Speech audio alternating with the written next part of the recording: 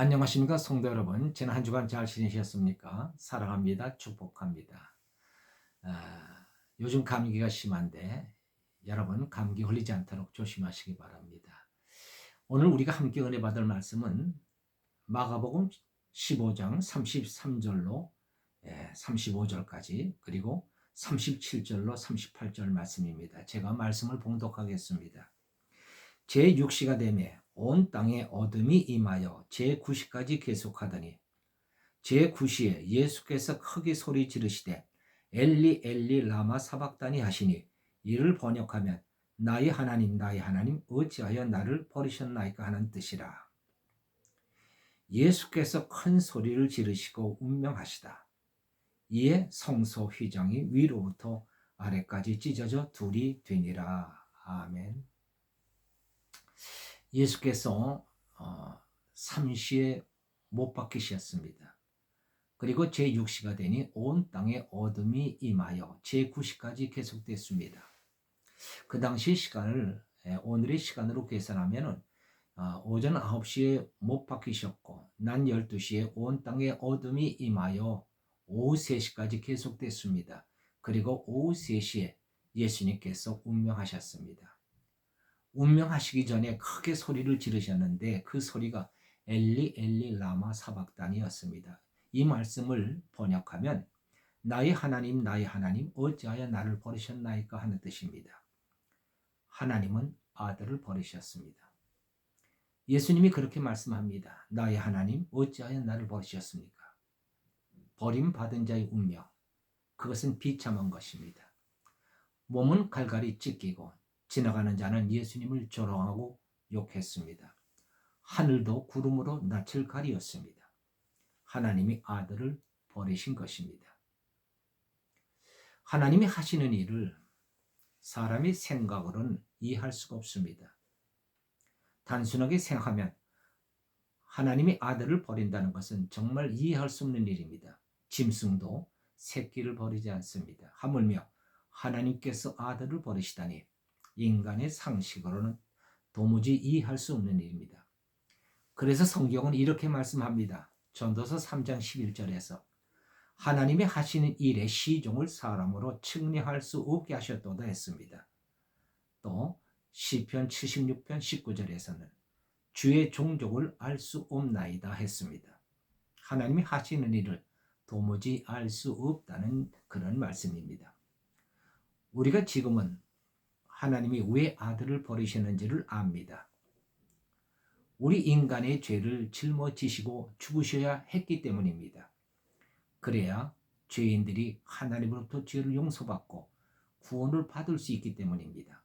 그러나 복음의 진리를 설명해 주지 않는다면 하나님이 아들을 버리신 이 일을 누가 이해할 수 있겠습니까?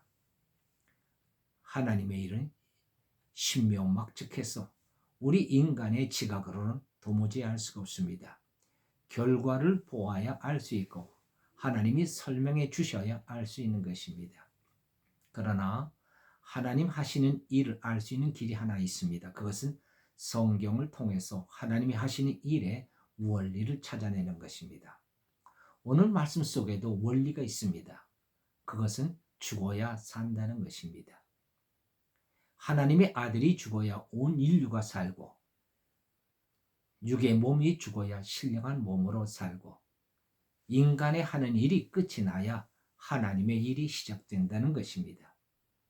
37절에서 예수께서 운명하시자 38절에서 성소 휘장이 위로부터 아래까지 찢어졌습니다. 이게 무슨 뜻입니까? 인간 예수가 죽자 하나님이 일을 시작하신 겁니다. 이 원리는 우리의 모든 일에 그대로 적용이 됩니다. 사람으로는 아무것도 할 수 없는 절망의 자리에서 하나님이 새 일을 시작한다는 것입니다. 애굽에 살고 있던 이스라엘을 생각해 보십시오. 애굽을 탈출해 나온 이스라엘이 다다른 곳이 어디입니까? 홍해바다입니다. 양옆은 높은 산이 가로질러 있습니다. 더 이상 갈 길이 없습니다. 앞으로 갈 수도 없고 옆으로 피할 길도 없습니다. 뒤에는 세계 최강의 막강한 애굽 군대가 쫓아오고 있습니다.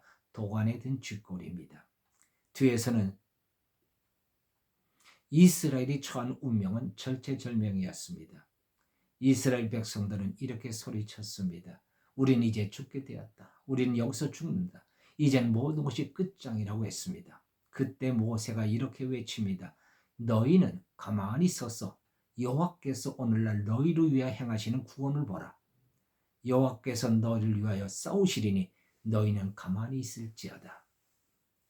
하나님께서 홍해바다를 가르셨습니다. 그리고 바다의 길을 내셨습니다. 이스라엘은 바닷길을 건너 애굽에서 완전히 벗어났습니다. 누가 하신 일입니까? 하나님이 하셨습니다. 언제 하셨습니까? 이스라엘이 죽게 되었을 때 하셨습니다. 하나님의 행하심이 나타난 일들은 하나같이 이스라엘이 절망에 빠져 있을 때였습니다. 이스라엘이 죽게 되었을 때 더 이상 사람의 힘으로는 지탱할 수 없을 때, 그래서 차라리 죽는 것이 낫다는 생각에 빠져 있을 때, 하나님이 우리를 버리셨구나 절망에 빠졌을 때 하나님은 일하기 시작한 것입니다. 절망적인 상황에서 하나님의 일이 가장 크고 가장 강하고 가장 확실하게 나타난 것입니다. 그럼 하나님은 왜 이런 막다른 상황까지 가셔서 당신 자신을 나타내시는 겁니까? 그 이전에는 자신을 나타내지 않습니까? 물론 하나님은 우리의 생활 속에서도, 일상생활 속에서도 나타나십니다. 저는 매일 하나님을 체험하고 삽니다. 마음에 의문이 있으면 하나님께 기도합니다. 그러면 하나님께서는 말씀으로 제게 대답을 줍니다. 기도하면 하나님은 내 영혼에 평안과 기쁨을 주십니다. 하나님의 나타나심을 항상 체험하면서 살아가고 있습니다. 그러나 하나님께서 나를 사지로 몰고 들어가실 때가 있습니다. 그때는 세기를 내실 때인 것입니다. 세기를 내실 때에는 우리를 사지로 몰고 들어가십니다. 한계선까지 몰고 가십니다.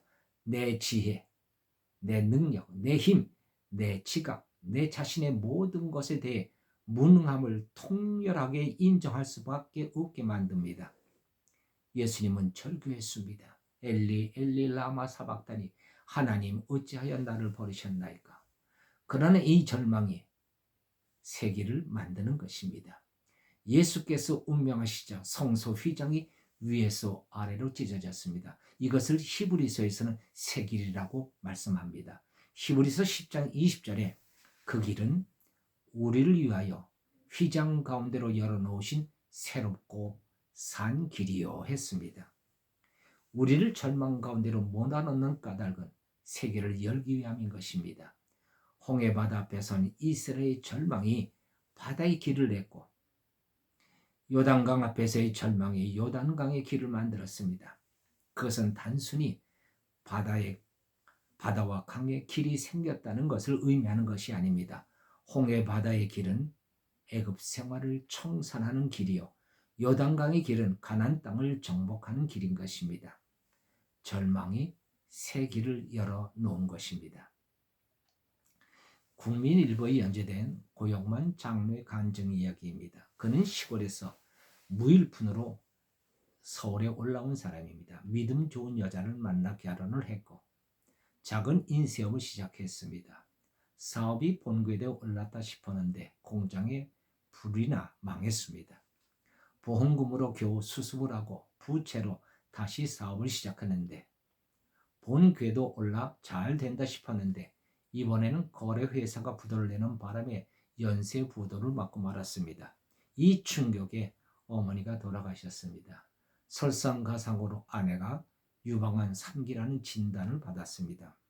그는 이렇게 이야기합니다. 어머니가 돌아가셨을 때만 해도 하나님이 주시는 연단으로 받아들이려고 노력했지만 이번에는 아니야. 이럴 수는 없어. 하나님이 살아계신다면 이럴 수는 없어. 하나님 없는 거야. 그리고는 교회를 나가지 않았다고 합니다. 그런데 생각지도 않게 환상을 보게 됩니다. 가시멸관을 쓰고 피를 흘리시는 예수님의 모습입니다. 그때 마침 교회 사모님이 오셔서 교회에 나오라고 권유를 해서 다시 교회를 나가게 되었습니다. 그 후 어느 날 같은 업계의 메이저급에 속한 회사 회장이 자기 회사를 인수하라고 연락이 온 것입니다. 부도난 사람에게 큰 회사를 인수하라니 상상도 못할 일입니다. 그 회장이 고장로 회사를 자기 회사에 하도급 업체로 해서 기자재도 보내주고 물품 대금도 선금으로 주어서 공장을 가동하게 만들어 주었습니다. 그리고 그 이듬해에 그 회장이 총 제시했던 금액의 반값으로 회사를 고장로에게 넘겨주었답니다. 내 돈 한 푼 없이 매출 150억의 회사를 소유하게 됐습니다. 아내도 유방암이 폐암으로까지 전이될 만큼 나빠졌던 병세가 더 이상 전이되지 않았습니다. 그래서 지금은 아내가 가정일도 교회일도 열심히 한다고 합니다. 하나님은 고장로에게 세기를 주시기 위해 감당할 수 없는 시련을 주셨습니다. 시련은 감당하기 어려울 만큼 고통스러웠지만 그 열매는 너무나도 놀랍고 영광스러운 것이었습니다. 세기를 주신 것입니다. 하나님의 나라와 하나님의 교회를 위해 몸과 마음과 물질을 아낌없이 쓸 수 있는 충성된 하나님의 일꾼이 되게 하신 겁니다. 이미 그의 사업은 하나님의 사업입니다. 이것이 하나님께서 그에게 주신 새길인 것입니다. 어려운 일을 만난 분들이 있습니까? 새길을 내시는 하나님을 기대하면서 믿음으로 승리하시기를 주의 이름으로 축원합니다. 기도하십시다.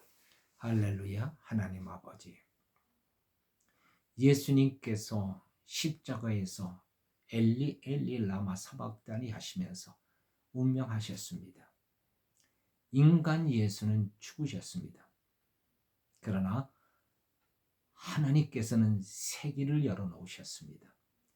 온 일을 구원하시는 새길을 열어놓으셨고 하나님께서는 새로운 일을 시작하셨습니다.